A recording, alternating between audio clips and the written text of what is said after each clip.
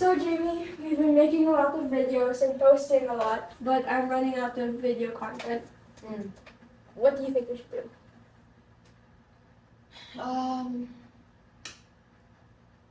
Ewan ko. Kasi, why are we even doing this? Bilang dapat kabataan, ang aming layunin ay magamit ang mga plataporma at ang oportunidad na meron tayo sa panahon na ito para ma-empower ang ating fellow youth.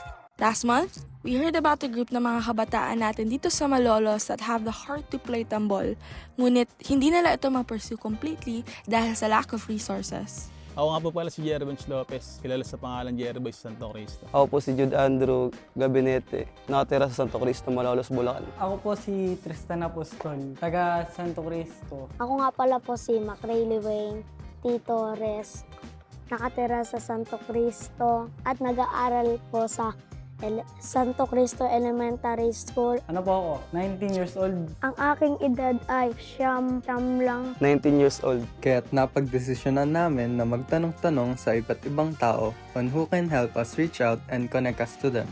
Tulad na lamang ng Dapat Bayan. Bilang kabataan, minsan ang pag-abot sa ating mga pangarap ay parang nag-aabot sa kalangitan. Yung tipo na ang layo niya sa ating makakaya. But you see, we aren't meant to do this alone. This also applies to our journey in reaching for our dreams. That as we do our best to get where we hope to be, mayroon pa ring mga tao sa buhay natin na handa tayong suportahan as we do so. And in the same way, We are called to be that boost to the people around us too. No matter what aspect we can help in, it counts. like the Tamboleros, who continue to pursue their dreams, we can take part and be the boost as they do so. Samahan niyo kami as we learn more about the Tamboleros.